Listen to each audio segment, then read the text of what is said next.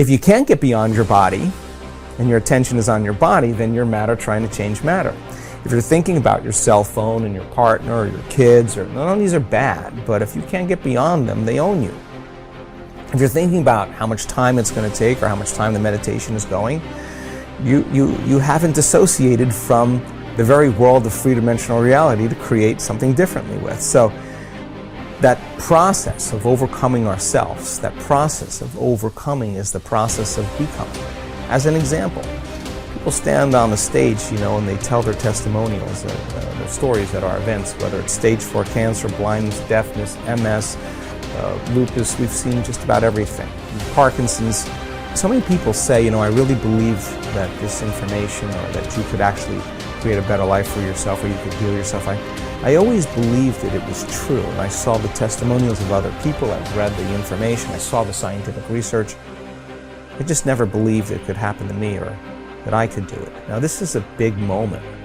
This is the moment you come out of the bleachers and you get on a playing field, because in order for that person to prove that their mind can affect their body, they would have to show up every day and do the work.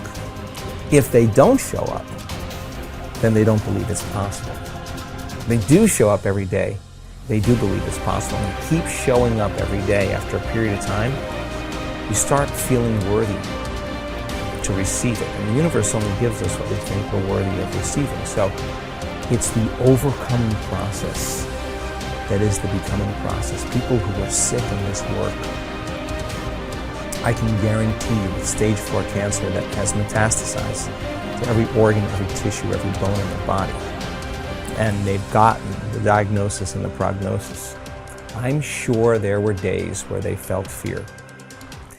And they had to make one of two choices, to either do the work or surrender to fear. And they showed up that day, and they overcame their fear a little bit more and surrendered to love. That's a victory. There were days where I'm certain they didn't feel good. They didn't feel physically good, and I know that it was probably hard for them to think greater than how they felt. They couldn't do that if they were still their body. They would have to get beyond their body in order to change, and they showed up that day and they overcame their body a little bit more. And I'm sure there were days where they had self-doubt. In fact, many of them, their disease got worse before it got better, and they could have easily listened to their family and to the voice in their head that said it's not working. But they showed up anyway, and they did the work, and they overcame their doubt that day. And I know there were days where they thought they didn't have enough time because they had children and work and all kinds of obligations, but they made time. And it was the overcoming that actually created the becoming. And so they weren't visualizing anything. They weren't affirming anything. They were changing.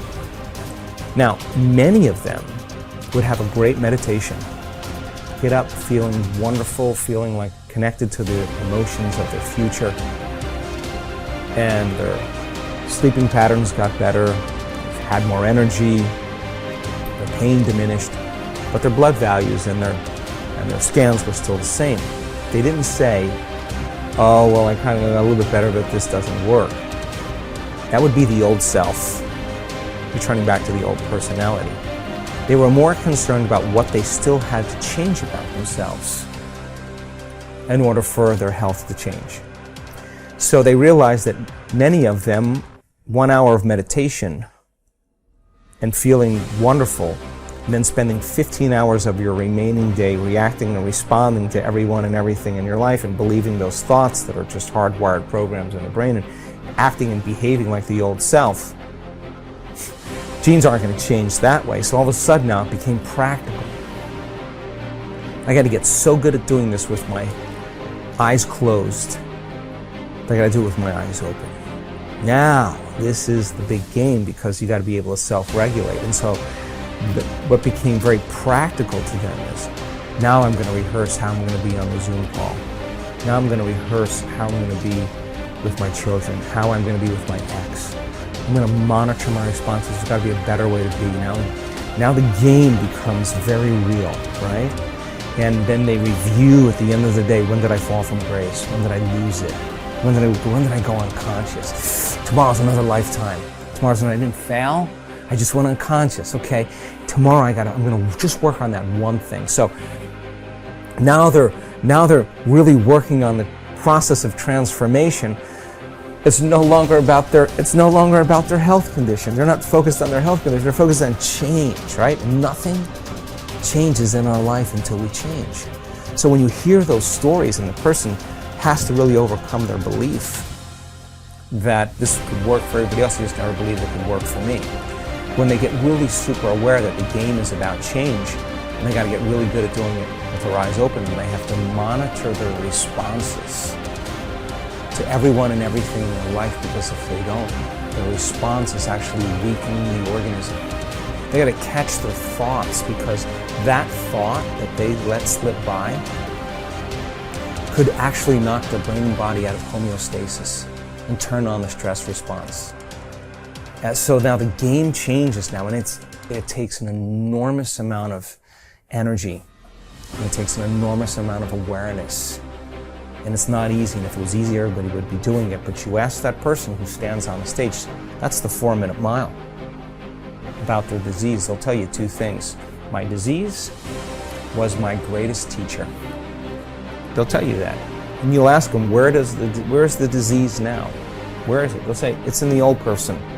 I'm somebody else. They didn't visualize anything. They didn't affirm anything. They just kept practicing overcoming. And it's the overcoming process that actually affects the becoming process. What determines the difference in human actions? Throughout my life, I have passionately sought the answer to these questions. One thing is clear to me. Human beings are not random creatures.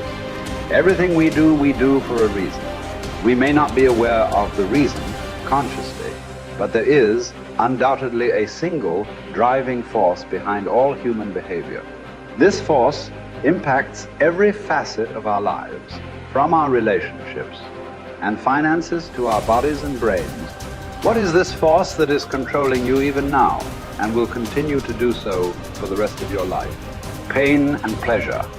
Everything you and I do, we do either out of our need to avoid pain or our desire to gain pleasure. So often, I hear people talk about changes they want to make in their lives, but they can't get themselves to follow through. They feel frustrated, overwhelmed, even angry with themselves because they know they need to take action, but they can't get themselves to do it. There is one elementary reason. They keep trying to change their behavior, which is the effect instead of dealing with the cause behind it. Understanding and utilizing the forces of pain and pleasure will allow you once and for all to create the lasting changes and improvements you desire for yourself and those you care about. Failure to understand this force dooms you to a future of living in reaction like an animal or a machine. Perhaps this sounds like a complete oversimplification, but think about it. Why don't you do some of the things you know you should do? After all, what is procrastination? It's when you know you should do something, but you still don't do it. Why not? The answer is simple. At some level, you believe that taking action in this moment would be more painful than just putting it off. Yet, have you ever had the experience of putting something off for so long that suddenly you felt pressure to just do it, to get it done? What happened? You changed what you linked pain and pleasure to. Suddenly not taking action became more painful than putting it off. A man who suffers before is necessary, suffers more than is necessary. What keeps you from approaching that man or woman of your dreams? What keeps you from starting that new business you've been planning for years? Why do you keep putting off that diet? Why do you avoid completing your thesis? Why haven't you taken control of your financial investment portfolio? What prevents you from doing whatever it takes to make your life exactly as you've imagined it? Even though you know that all these actions would benefit you, that they could definitely bring pleasure to your life, you fail to act simply because in that moment you associate more pain to doing what's necessary than missing the opportunity. After all, what if you approached that person and they rejected you? What if you tried to start that new business but failed and lost the security you have in your present job? What if you started a diet and went through the pain of starving yourself, only to gain the weight back eventually anyway? What if you made an investment and lost your money? So why even try? For most people, the fear of loss is much greater than the desire for gain, which would drive you more. Keeping someone from stealing the $100,000 you've earned over the last 5 years, or the potential of earning $100,000 in the next 5. The fact is that most people would work much harder to hang on to what they have than they would to take the risks necessary to get what they really want from their lives. The secret of success is learning how to use pain and pleasure instead of having pain and pleasure use you. If you do that, you're in control of your life. If you don't, life controls you. If we link massive pain to any behavior or emotional pattern, we will avoid indulging in it at all costs. We can use this understanding to harness the force of pain and pleasure to change virtually anything in our lives, from a pattern of procrastinating to drug use. How do we do this? Let's say, for example, you want to keep your children off drugs. The time to reach them is before they experiment and before someone else teaches them the false association that drugs equal pleasure. My wife and I decided that the most powerful way to make sure our kids would never use drugs was to cause them to link massive pain to drugs. We knew that unless we taught them what drugs were really about, someone else might convince them that drugs were a useful way of escaping pain. If we fail to direct our own associations to pain and pleasure, we're living no better than animals or machines, continually reacting to our environment, allowing whatever comes up next to determine the direction and quality of our lives. Our behavior, both conscious and unconscious, has been rigged by pain and pleasure from so many sources. Childhood peers, moms and dads, teachers, coaches, movie and television heroes, and the list goes on. You may or may not know precisely when programming and conditioning occurred. It might have been something someone said, an incident at school, an award-winning sports event, an embarrassing moment, straight as on your report card, or maybe failing grades. All of these contributed to who you are today. I cannot emphasize strongly enough that what you link pain and pleasure to will shape your destiny. As you review your own life, can you recall experiences that formed your neuro-associations and thus set in motion the chain of causes and effects that brought you to where you are today? What meaning do you attach to things? If you're single, do you look upon marriage wistfully as a joyous adventure with your life mate? Or do you dread it as a heavy ball and chain? As you sit down to dinner tonight, do you consume food matter of factly as an opportunity to refuel your body? Or do you devour it as your sole source of pleasure? Men, as well as women, are much oftener led by their hearts than by their understandings. Though we'd like to deny it, the fact remains that what drives our behavior is instinctive reaction to pain and pleasure, not intellectual calculation. Intellectually, we may believe that eating chocolate is bad for us, but we'll still reach for it. Why? Because we're not driven so much by what we intellectually know, but rather by what we've learned to link pain and pleasure to in our nervous system. It's our neuro-associations, the associations we've established in our nervous systems that determine what we'll do. Although we'd like to believe it's our intellect that really drives us, in most cases, our emotions. The sensations that we link to our thoughts are what truly drive us. Many times we try to override the system. For a while we stick to a diet. We finally pushed ourselves over the edge because we have so much pain. We will have solved the problem for the moment. But if we haven't eliminated the cause of the problem, it will resurface.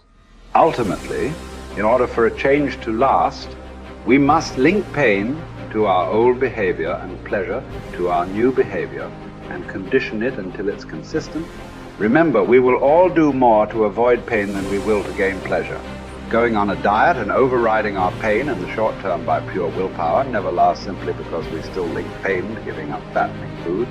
For this change to be long term, We've got to link pain to eating those foods so that we no longer even desire them, and pleasure to eat more of the foods that nourish us. People who are fit and healthy believe that nothing tastes as good as thin fields, and they love foods that nourish them. In fact, they often link pleasure to pushing the plate away with food still on it. It symbolizes to them that they're in control of their lives. The truth is that we can learn to condition our minds, bodies, and emotions to link pain or pleasure to whatever we choose. By changing what we link pain and pleasure to, we will instantly change our behaviors. With smoking, for example, all you must do is link enough pain to smoking and enough pleasure to quitting. You have the ability to do this right now, but you might not exercise this capability because you've trained your body to link pleasure to smoking, or you fear that stopping would be too painful. Yet, if you meet anyone who has stopped, you will find that this behavior changed in one day. The day they truly changed what smoking meant to them.